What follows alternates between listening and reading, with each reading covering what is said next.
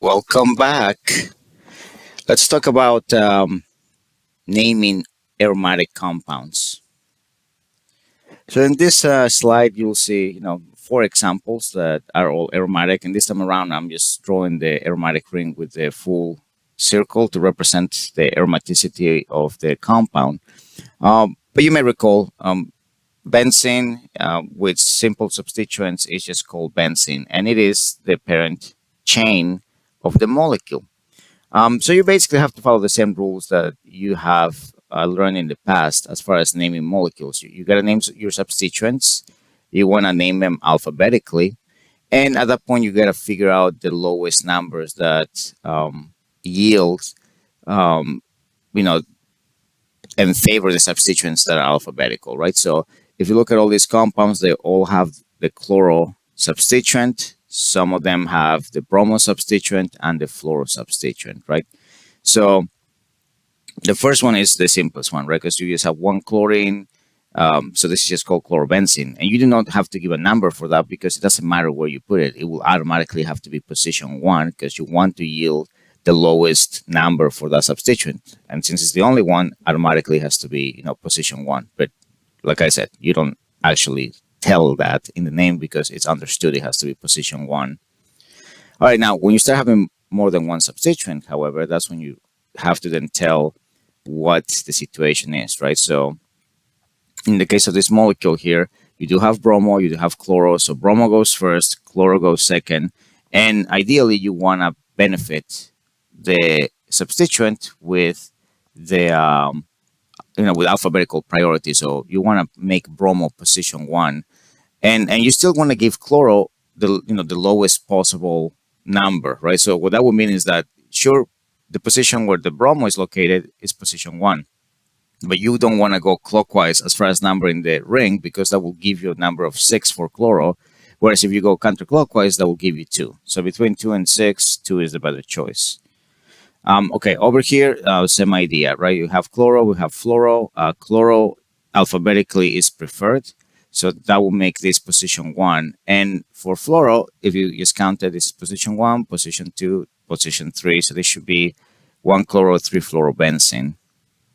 All right, and then for the last one, you happen to have two chloro substituents, a position one, and this will be two, three, four, right? Positions one and four. So this will be 1,4 dichlorobenzene.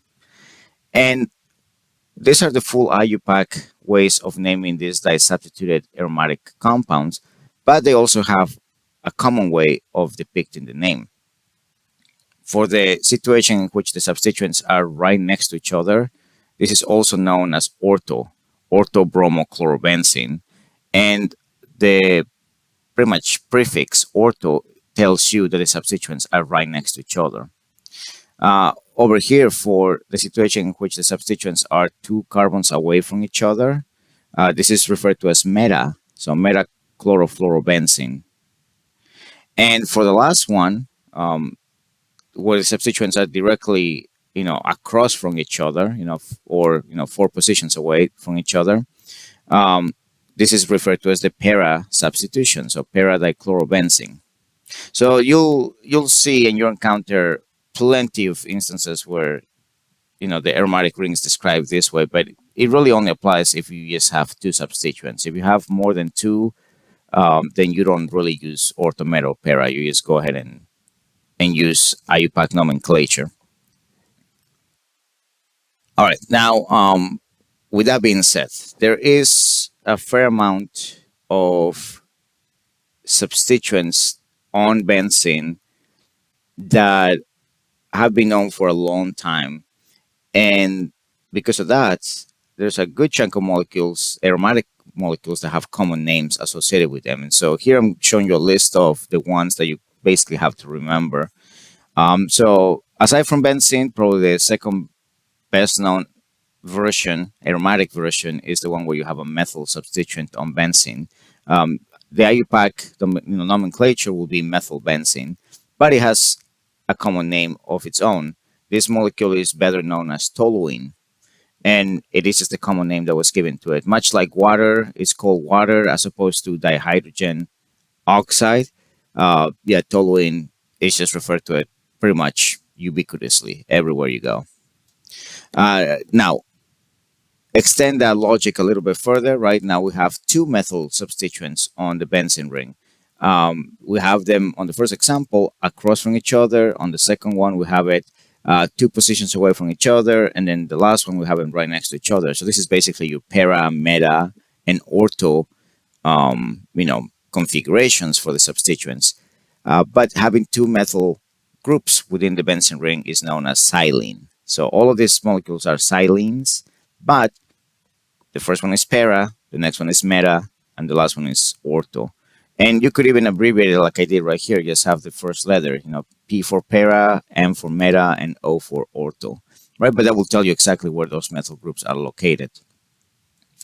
All right, now down here, if the substituent technically is not a substituent, but rather a functional group, such as the hydroxy group, this is actually an alcohol. But because it's bound to the benzene ring, it's an aromatic alcohol.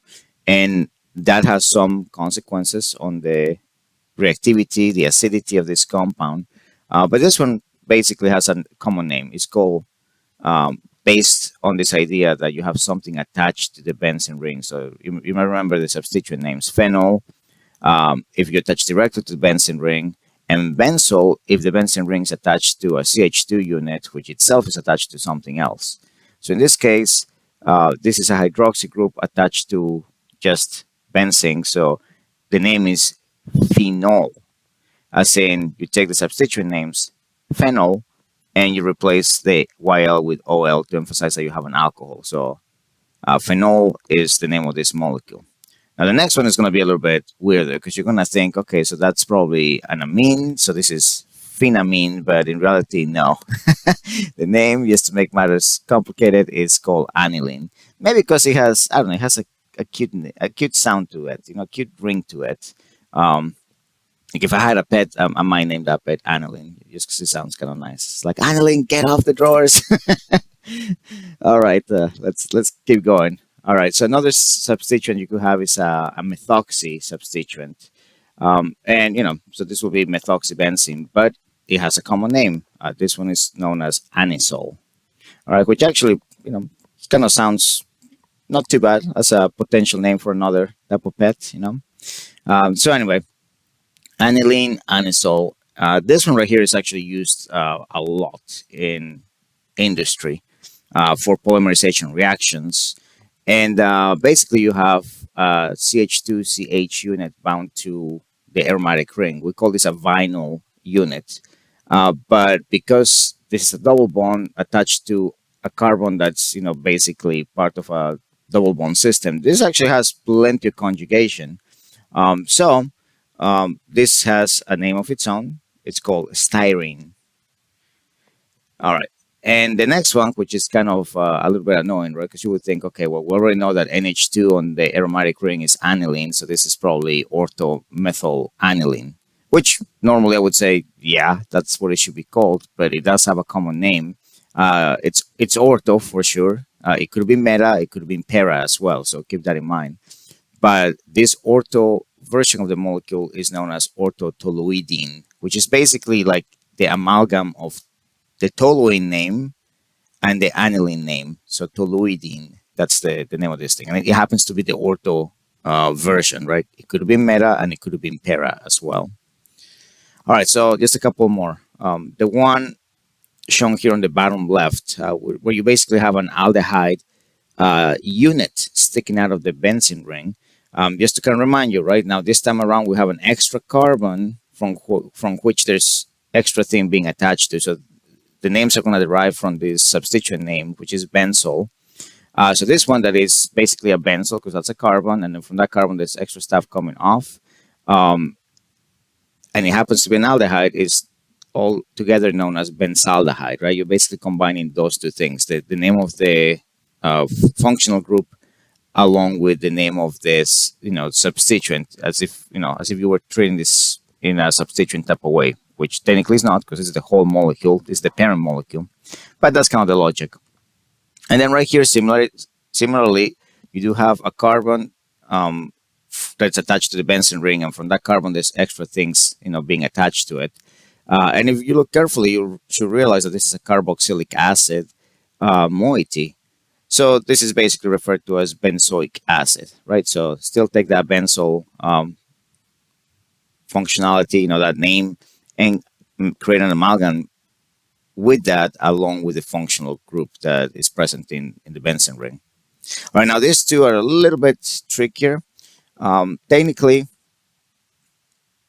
you got to look at this thing as saying, okay, so there's the benzene ring, and then on the benzene ring, we have some other stuff attached to it. And if you think about it, this kind of looks like acetone, right? If obviously if this carbon was a CH3, this will totally be acetone.